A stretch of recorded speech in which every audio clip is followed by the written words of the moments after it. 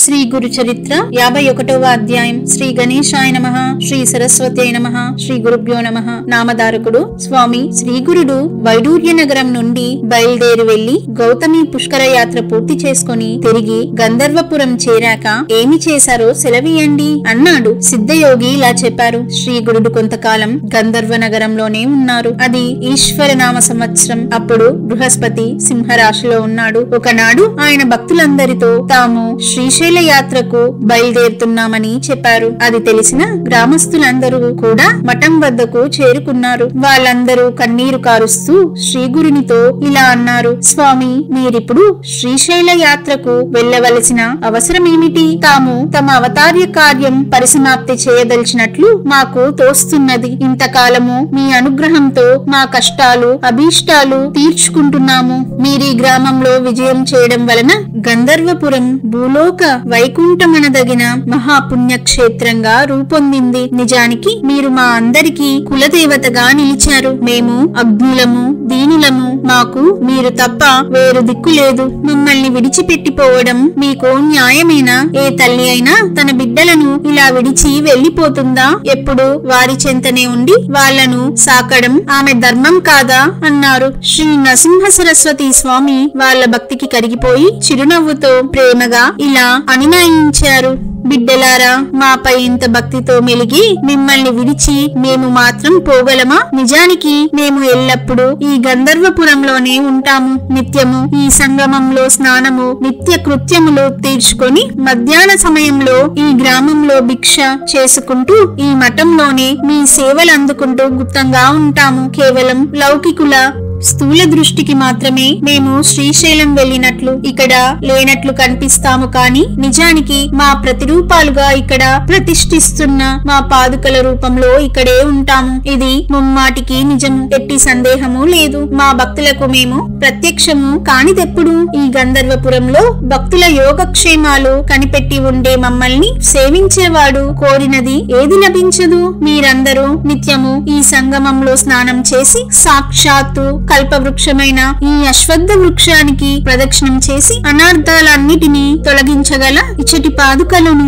అర్చిస్తుంటే సర్వ భ్రమలు తొలగి సాక్షాత్తు ఆనందమే సిద్ధిస్తుంది. ఎలాంటి చింతలు గలవారికైనా ఇచ్చటి చింతామణి అనబడు విశ్వేశ్వరుణ్ణి ఆరాధించడం వలన సర్వ విఘ్నాలు నశిస్తాయి. భక్తి శ్రద్ధలతో ఈ అష్ట తీర్థాలలో స్నానం చేసే వారికి సర్వసిద్ధులు సమకూరి ముక్తి కూడా లభిస్తుంది. 3 కాలాలలోనూ ఈ మఠంలోని మా పాదుకలను పూజించి నీరాజనం ఇచ్చి నిర్మలమైన మనస్సుతో మమ్మల్ని స్మరిస్తే కోరినది తప్పక నెరవేరుతుంది. ఇక ముందు పవిత్రమైన ఈ దేశం మ్లేచ్ఛులైన యవ్వనులకు ఆధీనమవుతుంది. వాళ్ళు కూడా ఇక్కడకు వస్తారు. వారు వస్తే ఇక్కడ భక్తులకు కష్టం కలుగుతుంది. మేము ఇక్కడ లేమని వాళ్ళు అనుకోగలందుకు స్థూల దృష్టికి శ్రీశైలం వెళ్లిపోయినట్లు కనిపిస్తాము. కాని అదృశ్యంగా ఇక్కడే భక్తులకు నిత్య ప్రసన్నులమై శాశ్వతంగా ఉంటాము అని చెప్పి ఆయన తమ పాదుకలు మఠంలో విడిచిపెట్టారు. వెంటనే ఆయన మఠం నుండి బయటకు వచ్చి సాయం దేవుణ్ణి, నంది శర్మను, నరహరి కవిని, నన్ను కూడా తీసుకొని శ్రీశైలానికి బయలుదేరారు. కొందరు శిష్యులు గంధర్వపురంలో ఉండిపోయారు. శ్రీ గురుని వద్ద సన్యాసి దీక్ష తీసుకున్న కృష్ణ సరస్వతి, బాల సరస్వతి, ఉపేంద్ర సరస్వతి, మాధవ సరస్వతి మొదలైన వారు అంతకు ముందే శ్రీ గురుని ఆజ్ఞ మేరకు తీర్థయాత్రలకు వెళ్లిపోయారు.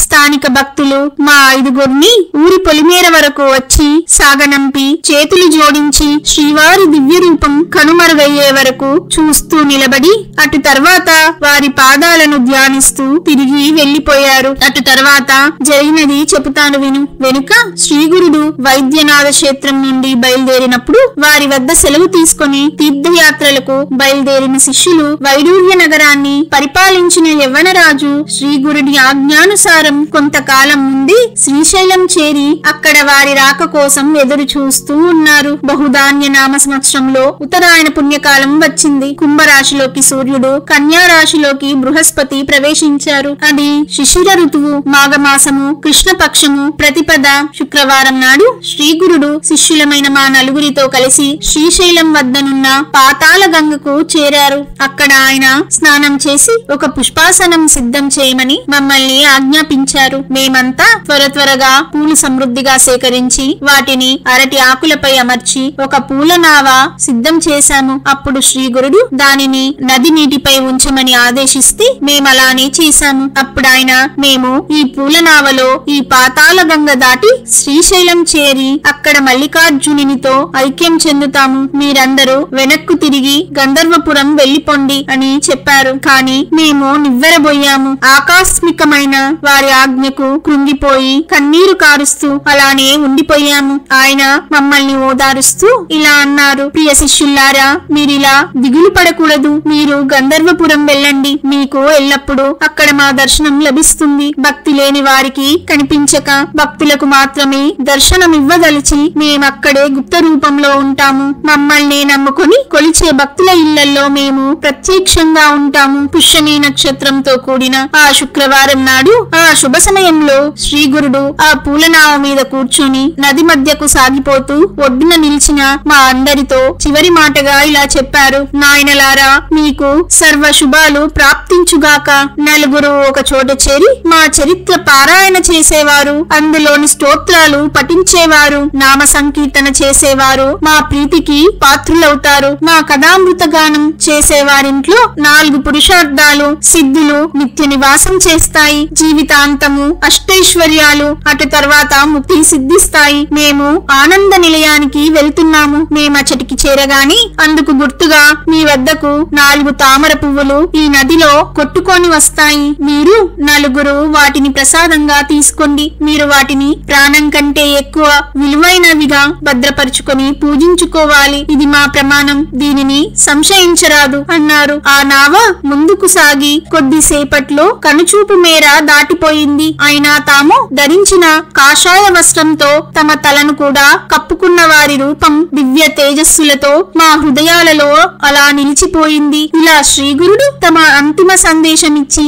ఆ పుష్పనావలో కొంత దూరం వెళ్లి అకస్మాత్తుగా అంతర్హితులయ్యారు. అంతలోనే ఆ పుష్పాసనం గాని స్వామి గాని కనిపించపోయేసరికి మేమందరము కన్నీరు కారుస్తూ ఆ శూన్య ప్రదేశం కేసి చూస్తూ ఉండిపోయాము. కొద్దిసేపటికి నదికి అవతలి ఒడ్డు నుండి ఒక పడవలో వచ్చిన కొందరు బెస్తవాళ్లు మా వద్దకొచ్చి, అయ్యా, ఒక స్వామి తూర్పు ఒడ్డుకు వెళ్తుంటే మేము చూచాము. వారి కాళ్లకు బంగారు పాదుకలున్నాయి. వారు కాషాయ వస్త్రము, చేతిలో దండము ధరించి ఉన్నారు. ఆయన మాతో, మీరు వెళ్లి మా శిష్యులతో మేము మీకెదురైనట్లు చెప్పండి. 4 పువ్వులు నది జలాలపై కొట్టుకుని వారి వద్దకొస్తాయి. అవి తీసి వారికి ఇవ్వండి. మా పేరు నరసింహ సరస్వతి. మేము స్థూల రూపంతో కదలీవనం వెడుతున్నాము. కాని గుప్త రూపంలో ఎప్పటికీ గానగాపురంలోనే ఉంటాము. అక్కడే ఎల్లప్పుడూ మా సేవలో నిమగ్నమై ఉండమని చెప్పండి అని చెప్పారట. వాళ్ళు ఆ విషయం మాతో చెబుతుండగానే 4 తామర పువ్వులు నదిలో కొట్టుకు వస్తున్నాయి. శ్రీగురుని ఆదేశం ప్రకారం ఆ బేస్తవారు వాటిని చూడగానే నదిలో దూకి ఈదుకుంటూ పోయి ఆ 4 పువ్వులను తెచ్చి ఇచ్చారు. వారి నుండి ఆ పువ్వులను అందుకొని సాయం దేవుడు మా అందరికి తలా ఒకటి ఇచ్చాడు. అవి తీసుకుని మేము శ్రీగురుని స్మరించుకుంటూ గంధర్వ నగరంలోని మఠం చేరుకున్నాము. శ్రీగురుడు అక్కడ నుండి బయలుదేరి వెళ్లినప్పుడు మమ్మల్ని సాగనంపిన గ్రామస్తులందరూ దిగులుగా ఆయన కనుమరుగయ్యే వరకు చూచి శ్రీగురుని గురించి మాట్లాడుకుంటూ మఠం చేరుకొని అక్కడ కూర్చున్నారు. ఇంతలో అకస్మాత్తుగా అక్కడ శ్రీ నరసింహ సరస్వతి స్వామి యథాపూర్వం తమ స్థానంలో కూర్చొని కనిపించారు. ఆయనను చూచి అందరూ ఆశ్చర్యచకితులై నమస్కరించి లేచేసరికి వారి రూపం అదృశ్యమైంది. అంతటితో గ్రామస్తుల సంశయాలన్నీ మటుమాయమై ఆ అవతారమూర్తి సామాన్య మానవులని తలచనం ఎంతటి అపచారమో వారికి అర్థమైంది. అందరూ ఆ సర్వగతునికి సాష్టాంగ నమస్కారం చేసుకుని తమ ఇళ్లకు వెళ్లిపోయారు. అప్పుడు నామధారకుడు, స్వామి, ఆ పువ్వులు ప్రసాదంగా పొందిన మహాత్ములెవరు అని అడిగాడు. సిద్ధయోగి, స్వామికి శిష్యులెందరో ఉండేవారు. వారిలో బాల సరస్వతి, కృష్ణ సరస్వతి, మాధవ సరస్వతి, ఉపేంద్ర సరస్వతి ముఖ్యమైన వారు. వీరే కాక ఆ శ్రీశైల యాత్ర సమయంలో సాయం దేవుడు, నంది శర్మ, నరహరి, నేను మాత్రమే స్వామిని అనుసరించాము. ఆ పువ్వులు ప్రసాదంగా లభించినవి మాకే. నాకు దొరికిన ప్రసాదం ఇదిగో చూడు. దీనిని భద్రంగా ఉంచుకొని మనస్సును నిశ్చలంగా గురుపాదాలపై నిలుపుకున్నాను. అందుకు సాధనంగా ఈ గురు చరిత్ర కూర్చాను. అంతేగాని గురుమహిమను పూర్తిగా వివరించడము మహామహిమాత్ముల ఆత్మలకు మాత్రమే సాధ్యమవుతుంది. ఇది ఇహంలో పురుషార్థాలను, అటు తర్వాత పరమార్థాన్ని ప్రసాదిస్తుంది. దీని పారాయణ వలన సుఖము, పవిత్రత, శాంతి కలుగుతాయి. పాపాలు, రోగాలు నశిస్తాయి అన్నారు. శ్రీ దత్తాయ గురవే నమః. శ్రీ శ్రీపాద శ్రీ వల్లభాయ నమః. శ్రీ నృసింహ సరస్వత్యై నమః.